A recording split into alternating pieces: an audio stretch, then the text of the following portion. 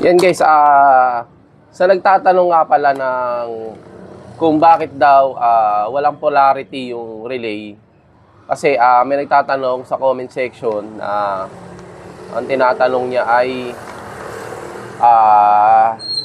wala daw polarity yung relay ko ng 8586 kasi nga yung installation ng loud horn. Diba? Loud horn lang yan Kunyari, stock ang motor mo, magpapakabit ka ng loud horn. So, ibig sabihin, hindi pa gaganahin dito yung stock horn, loud horn lang. Nagtataka siya kung ano daw polarity, saan daw galing yung trigger. So, ngayon, i-explain ko guys ito Meron tayong relay kasi nagtataka siya kung saan daw ilalagay yung, wala daw polarity yung 8586 ng relay. Yan. Yan, kumuha ko na ito ng relay. So, ngayon, itong relay natin, ayan, kung nakikita nyo, 5 pins yan. Meron tayong tinatawag na 30, 85, 86. Itong gitna, 87B, 87A yung taas. Ayan. Kasi pag mag-i-install ka ng loud horn, simple lang naman yung ano niyan Simple lang naman yung diagram niyan. Kumbaga, wala ka ng linyang ikakat dyan. Kumbaga, kailangan mo, ang magpapatrigger dun sa relay mo ay yung dating linya ng stock horn mo. Yan, di ba? Para di ka nalilito, alam mo yung motor mo. Di ba may busina dati yan, na stock horn. Tanggalin mo lang yun. Siyempre, may iwan dalawang wire doon. May iwan dalawang wire doon. Dalawang wire na yun, may polarity yun. Merong positive na output doon at merong negative.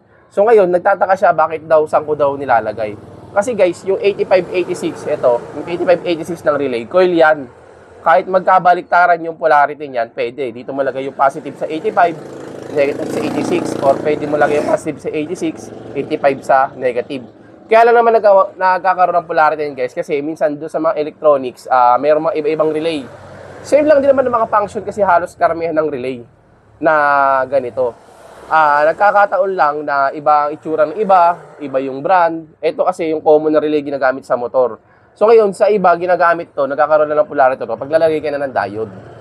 Yan, karamihan ginagamit niya sa mga electronics. Katulad ng trabaho namin dati, naglalagay kami ng diode dito para magkaroon na siya ng polarity. Siyempre, reverse bias lang yung lagay din ng, ng polarity kapag may diode na. Kunyari, yung diode mo, nandito yung negative. Dito mo lalagay yung positive ng supply mo para hindi magsalubong, di ba? So, ngayon, mangyayari, ito na yung sagot sa tanong mo. Kahit magkabaliktaran dito yung 85, 86 ng polarity ng output ng dati mong linya ng horn, pwede. Kahit dito mo ilagay yung positive, kahit dito mo ilagay negative, di ba? Dalawang linya yun, kahit magkabaliktaran dito ilagay. Di siyempre, yung 30 mo, yung galing sa battery mo. Yung 87 mo, ito yung sa output mo. So ngayon, naintindihan mo na bakit walang polarity kung saan ko lang nilalagay yung. Kasi nga, kahit magkabaliktaran niya sa 85, 86, pero yung output ng horn na yung stock mo dating linya, meron talagang polarity yun. May positive at negative yung kung tetesterin mo. Yan. Kaya hindi lang ako nag-indicate kung nasan yung positive, negative sa linya kasi pag naglalagay tayo dito sa ating relay, ay wala nang polarity ng 85, 86. Kahit magkabaliktaran siya, pwede.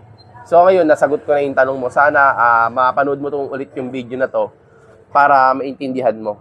Yan. Salamat din pala sa comment kasi syempre, gawa tayo ng content. Yan. Upload ulit ako ng tutorial sa relay para mas kasi marami kang iba-ibang klase ng relay. Yan.